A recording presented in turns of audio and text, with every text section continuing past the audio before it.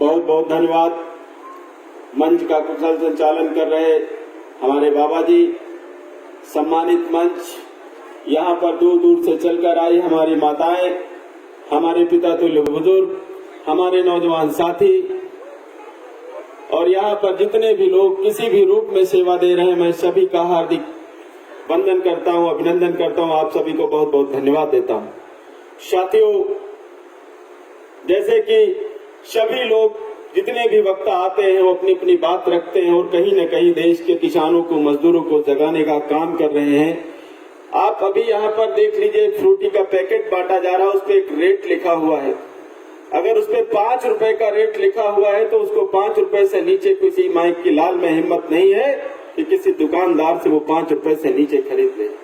लेकिन किसान 4 महीने अपनी फसल को बोने का काम करता है, तैयार करके 4 महीने बाद जब वो काटता है, लेकिन उसकी फसल का रेट क्या होगा उसको ये पता नहीं होता है। हम यही मांग कर रहे हैं और हम धन्यवाद देना चाहते हैं पंजाब के अपने किसान साथियों को, नेताओं को जिन्होंने अपने हक और अधिकार के लिए ये लड़ाई शुरू की और इस लड़ाई को आज पूरे देश में पहुंचाने का काम किया। पूरे देश का किसान आज जाग चुका है। शुरुआत में तमाम दिक्कतें आई, जैसा कि हमारा ये छोटा भाई अभी कह रहा था कि बारिश हुई है, चाहे ये अभी 5 महीने, 6 महीने, 10 महीने और आंदोलन चले। और मैं यूपी की तरफ से आप लोगों को बता देना चाहता हूं, जिस तारीख से यहाँ पर आंदोलन शुरू हुआ था उसी दिन से लखनऊ में मात्र मुख्यमंत्री की आवाज से 20 किलोमीटर दूरी पर आंदोलन आज भी चल रहा है और तब तक चलता रहेगा। मैंने कल भी ये बात कही थी इसी मंच से और आज फिर कह रहा हूँ, जब तक आप लोग यहाँ पर डटे रहेंगे, उत्तर प्रदेश में आपका ये बेटा उत्तर प्रदेश के किसानों के साथ उत्तर प्रदेश में मुख्यमंत्री की नाक के नीचे बराबर आंदोलन करता रहेगा। आपके कंधे से कंधा मिलाकर अगर हमारा सर भी कट जाएगा तो फिर कोई कम नहीं है। हम लोग बराबर आपके साथ आने वाली अपने लिए नहीं, आज जितने भी लोग लड़ाई लड़ रहे हैं, हम लोग लड़ाई अपने लिए नहीं लड़ रहे हैं। हम लोग लड़ाई अपने आने वाली कौम के लिए, अपने आने वाली पीढ़ियों के लिए लड़ रहे हैं। जिस तरीके से आज सब कुछ प्राइवेट सेक्टर में देने की बात हो रही है, तमाम चीजें बेच दी गई है, चाहे वो एयरपोर्ट हो, चाहे वो रेलवे हो, चाहे भारत पेट्रोलियम हो। अगर सारी चीजें कॉर्पोरेट घराने को दे दी जाएंगी तो जो हमारा अभी छोटा बेटा मंच पर बोल रहा था, आज शिक्षा पर इतना पैसा खर्च हो रहा है और 10-20 लाख रुपए पैकेज खर्च करके हम अपने बच्चों को पढ़ाने का काम करेंगे तो क्या 8,000 रुपए की नौकरी के लिए हम अपने बच्चों को पढ़ाएंगे?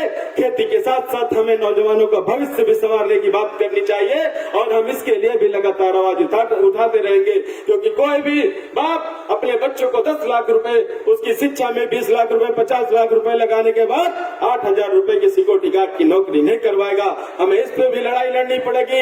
हमें खेती के साथ साथ 38 करोड़ उन मजदूरों को भी विश्वास दिलाना पड़ेगा कि हम खेती किसानी बचाने के साथ साथ आपकी भी लड़ाई लड़ रहे हैं, क्योंकि किसान भाई किसी भी रूप में अपनी खेती से उपजा हुआ अनाज अपने इस्तेमाल के लिए रख लेगा, नहीं बेचेगा। लेकिन 38 करोड़ वो लोग जो ठेला खुमचा, रिक्शा चलाकर, चाय की दुकानें चलाकर, छोटा छोटा व्यापार करके शाम को अनाज खरीद कर अपना पेट भरने का काम करते हैं, उनके लिए सबसे बड़ी आने वाली समस्या होगी कि अगर अनाज तिजोरियों में चला गया तो आज जो 25 रुपए किलो आटा आपको मिल रहा है वो आटा आपको सीधे 80 रुपए और 100 रुपए किलो मिलने का काम होगा। ये बात भी हमको पूरे भारत में उन 38 करोड़ लोगों के कानों तक, उनके दिलों में पहुंचानी होगी, तभी हम ये लड़ाई जीत पाएंगे। सिर्फ खेती की बात करके हम ये लड़ाई नहीं जीत सकते हैं, क्योंकि जो हमारे अगेंस्ट जो लोग बैठे हैं कहीं न कहीं पूरे देश को भ्रमित करने का काम कर रहे हैं। शुरुआत में उन लोगों ने कहा कि आंदोलन सिर्फ पंजाब का है, उसके बाद हरियाणा के लोग जब शुरू हुए तो उन लोगों ने कहा कि हरियाणा का आंदोलन हो गया।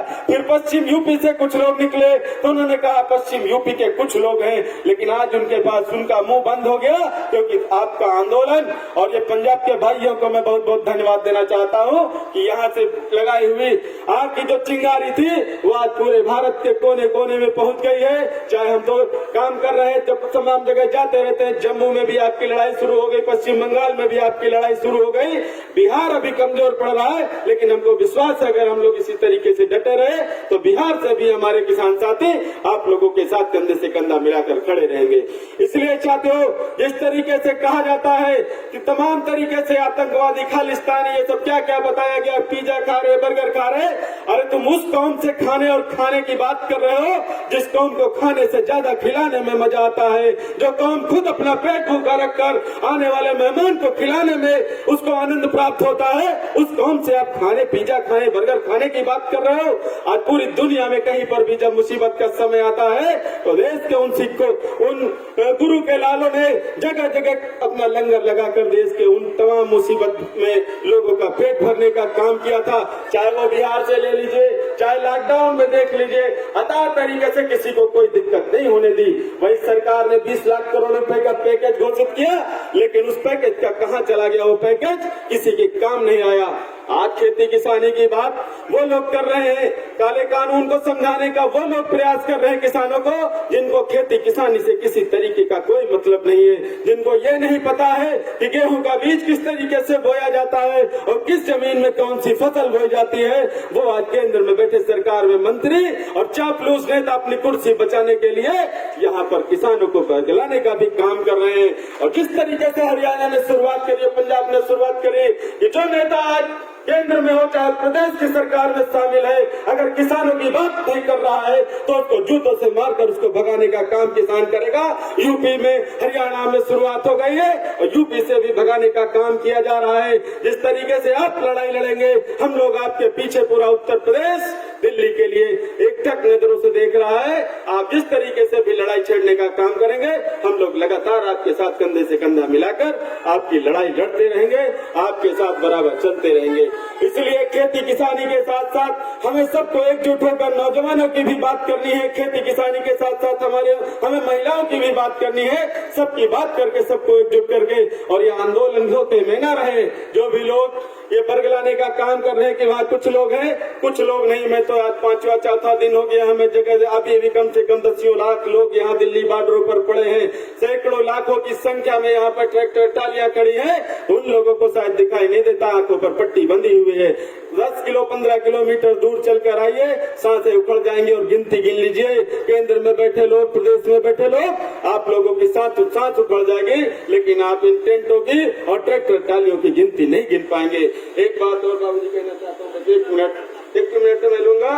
आप खेती किसानी की बात करते करते ये एक चीज है,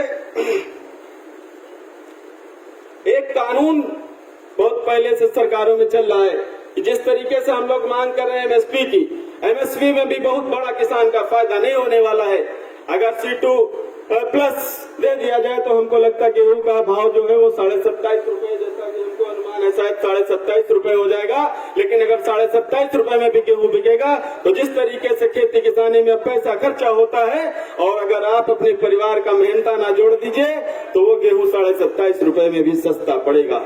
जैसा कि क्योंकि मैं खुद एक किसान हूँ, हमारे पिताजी किसान है और हम लोग खेती किसानी से जुड़े। भारत सरकार ने कभी एक कमीशन बनाया हुआ था, अगर उस कमीशन को खत्म कर दिया जाए तो हम समझते हैं कि देश के किसानों के अंदर एक खुशहाली आ जाएगी। एक कमीशन बनाया गया था, मैं कहीं पढ़ रहा था, एग्रीकल्चर प्राइस कमीशन एक्ट अगर हटा दिया जाए तो देश के तमाम जितने भी किसान हैं, मजदूर हैं, उनका कहीं न कहीं भला हो जाएगा। लेकिन सरकारें इसलिए उसको नहीं हटाती है क्योंकि उनको पता है कि अगर देश का किसान मजबूत हो गया, देश का किसान सक्षम हो गया, तो फिर हम वोट किससे मांगने जाएंगे। सबसे बड़ी समस्या यहाँ पर आकर खड़ी हो जाती है, हर जगह पर बात आकर खड़ी हो जाती है कि हम वोट हमको चाहिए।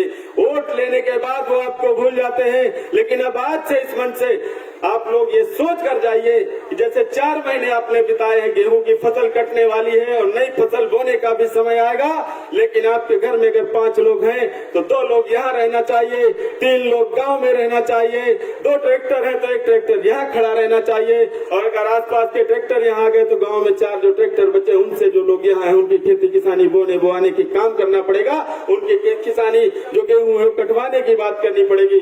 एक बात और कहेंगे कि कोई भी लड़ाई भीड़ से नहीं जीती जाती। अगर हिम्मत नहीं है तो हम समझते हैं कोई भी लड़ाई में, आज आपका आंदोलन जो यहाँ पर टिका हुआ है, विश्व में इसकी चर्चा हो रही है, पूरे विश्व में भारत के किसान आंदोलन की चर्चा हो रही है। और जितना मैंने पढ़ा है, जितना मैंने जाना है, मुझे लगता है कि इतिहास में इससे बड़ा आंदोलन इससे पहले कभी नहीं हो पाया है।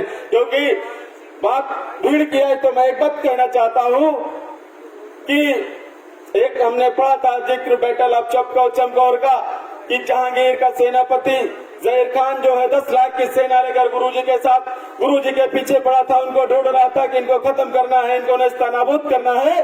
तो मात्र गुरुजी के साथ 43 लोग थे, उनके 2 बच्चों को मिलाकर 43 लोग थे। उन 43 लोगों ने 5-5 की टुकड़ियों में गुरुजी भेजते थे और उन लोगों ने लाखों सैनिकों को खत्म करने का काम किया था। तो हम समझते हैं कि कोई भी लड़ाई लड़ने के लिए हिम्मत और हौसले की जरूरत है, बड़े बुजुर्गों के आशीर्वाद की जरूरत है। अगर हम लोग जो हमारा संयुक्त किसान मोर्चा बना है इनके निर्देश पर चलते रहे और इन पर अपना विश्वास बनाए रखे तो हमें लगता है कि बहुत जल्दी हम ये लड़ाई जीत लेंगे। और इस लड़ाई हमें जो लगता है कि आने वाले समय में लड़ाई के बहुत करीब है, क्योंकि जो हमको सूचनाएं मिल रही, तमाम लोगों को और सूचनाएं मिल रही नेताओं के माध्यम से, क्योंकि गाँव में जिस तरीके से भगाए जा रहे नेता ये विचार कर रहे हैं कि किसी तरीके से एमएसपी गारंटी दे। इसलिए अंतिम समय तक हमें इस लड़ाई में लगे रहना है, बराबर डटे रहना है, लड़ाई लड़ते रहना है, लड़ाई को छोड़कर नहीं जाना है। आज ये जगह हम तो अब यहाँ से जाने के बाद कहेंगे कि जो लोग भी तीर्थ स्थल पर जाना चाहते हैं, मंदिर मस्जिद कहीं मत जाइए, सीधे Tikri border, Ghazipur border, Singhu border चले जाइए, सारे दर्शन यही हो जाएंगे और सारी आपकी मन्नतें भी पूरी हो जाएंगी। जो दान दक्षिणा आप वहाँ करना चाहते हैं, आप इन बॉर्डरों पर आकर यहाँ पर किसानों की सेवा करिए, आपका भला हो जाएगा। जय हिंद, जय भारत, जय जवान, जय। बहुत